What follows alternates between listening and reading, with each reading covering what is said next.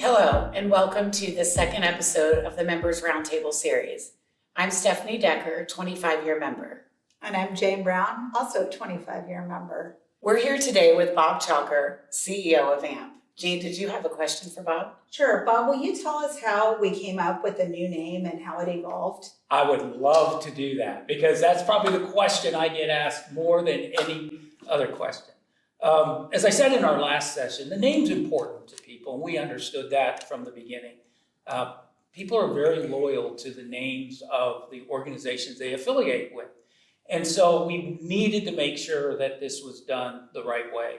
The one answer could have been you just sort of push NACE and SSPC together, but we knew that would first of all send the wrong message because we really do want to create one new organization on the legacy of prior two organizations. So we knew we had a lot of work to do. In fact, this was the very first subcommittee that was kicked off. It was kicked off in May, right after the vote. And on it were people who have experience with branding and logos and naming for their companies. I won't name their names out of respect. If somebody really wants to know who they are, they're on our website. But these are people who, if I said their names, you would know and recognize them with this kind of experience.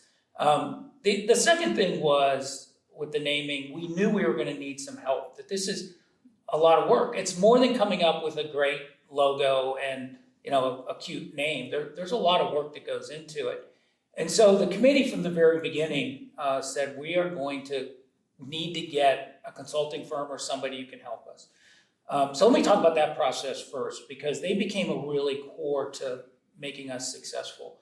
We didn't just go out and reach to the first person that we came across, or because somebody knew someone. We literally sent RFPs out. I think it was to 8 different companies, narrowed that down to 5, had conversations with those 5, had further conversations with 3, and ultimately selected a company beyond definition.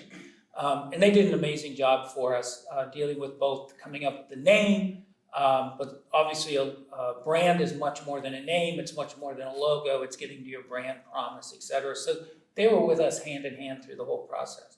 I talked about that we knew this was going to be challenging. So this was the first committee to kick off. It was also the last committee to submit their report. It took that much work to come up with the name. And you could say, well, why so much work? Well, first of all, your brand needs to say who you are as an organization.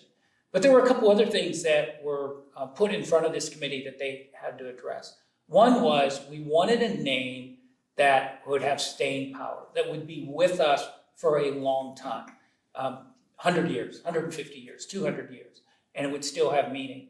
And that became really important because both NACE and SSPC were struggling with their naming and their brand having meaning. NACE was the National Association of Corrosion Engineers. I'm not sure I understand why this is the case, but when you go outside the United States, the word national is often interpreted as meaning U.S.-centric or from the U.S. SSPC was also having challenges with their name. Originally, the Steel Structure Painting Council was their name, but they've become so much more than that over time, so it didn't serve. So we really wanted to have a name that we didn't create those kind of situations in the future. We also wanted to create a bigger tent. The word corrosion, the word steel, that implies a particular type of material that is used in construction, steel or iron-based materials. But we all know that assets are being made out of new materials, and there's all kinds of new materials being developed, and their failure mode isn't always corrosion. So we didn't want to create a name that kept people away who would have value and bring value to our organization. There's some other challenges that you face when you start looking at a brand. One is that the name and the branding works in cultures around the world. We have members in over 100 countries. We are active in offering education, conferences, other programs in over 40 countries.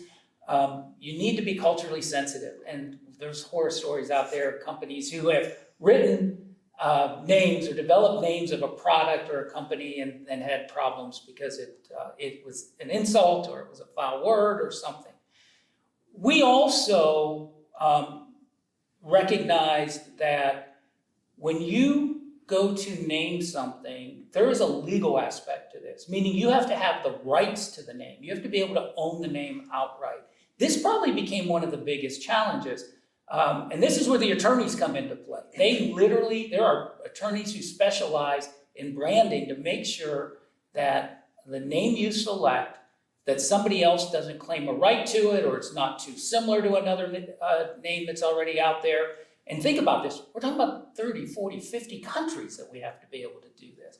So it really quickly narrowed the options down to what we could choose from.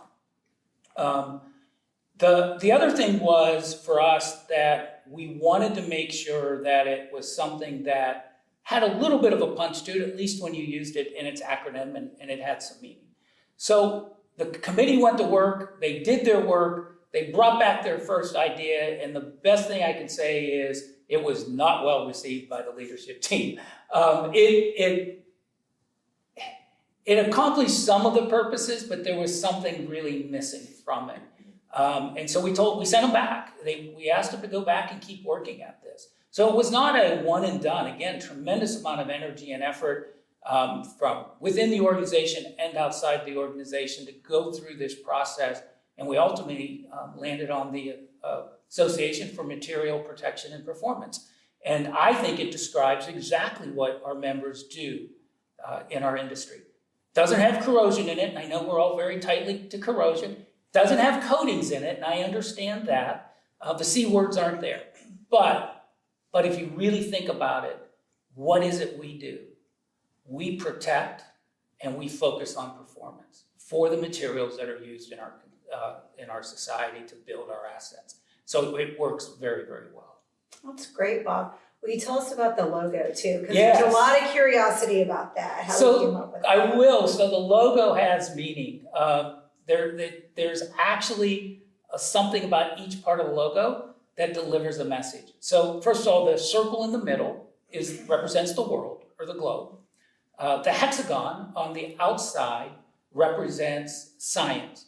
Everything we do as an organization, everything our members do is based on sound science. Whether it's coatings or it's a cathodic protection system, it's new material selection, it is based on science. It's funny when my son's got me hooked on the Marvel movies. I guess it was what I did during COVID to relax or unwind a little bit. And so I started watching the Marvel movies from the beginning to the end in timeline order. It's amazing how many times they use the hexagon, either as a backdrop or in the design of clothing or whatever, because they recognize science is a big part of their message, and that hexagon has science tied to it.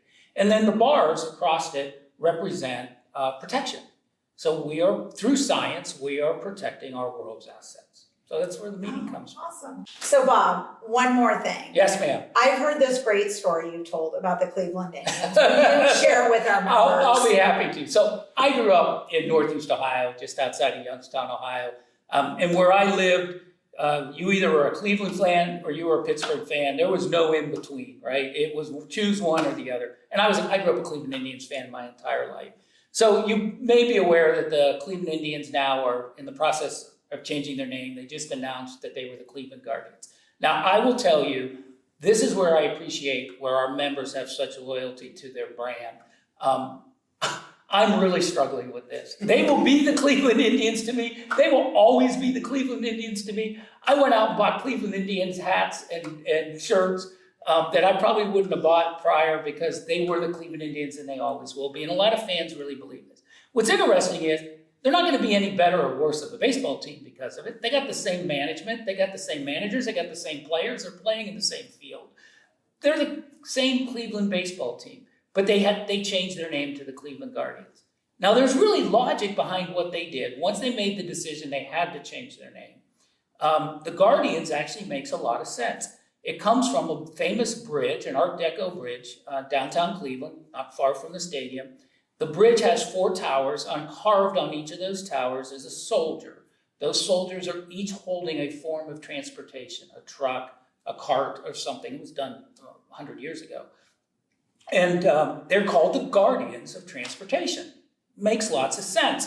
You would think the Cleveland people would like it. And to some degree, Cleveland people do like it because it's so tied to Cleveland, and that's such a part of Cleveland. Here was their problem. They announced this on one day, and the next morning, a little tiny, not-for-profit men's roller derby team comes out publicly and says, not so fast with that name. We're the Cleveland Guardians. We own the rights to the names. We own the web site. And no, you can't have that name. I'm not sure what happened. In the end, after several weeks, they did become the Cleveland Guardians. The baseball team became the Cleveland Guardians. What I will say is I'm pretty sure that men's roller derby team will never want for uniforms, equipment, or anything again. I am pleased to say we have not had that problem with AMP because we did our homework up front. But it's a mistake that's easy to be made. If corporations and companies like that can make that mistake, we could have been susceptible to as well. So, the one thing this lesson did teach me, it really is time for me to put away the Cleveland Indians hat and put on a Cleveland Guardians hat. They are the same team. They are the same people. They deserve our passion and our commitment just as much as the team did prior to the name change. That's great. And thank you for answering what's in a name. Super. Thanks, Bob. Thank you. Appreciate That was it. great. Thank you. Yes, thank you, Bob, for the additional information today. Where can members reach out to AMP for questions, comments, or questions in future episodes? Thank you. The best thing to do is to send an email to me at robert.chalker@amp.org. Thank you. so much. Thank you. Appreciate being here.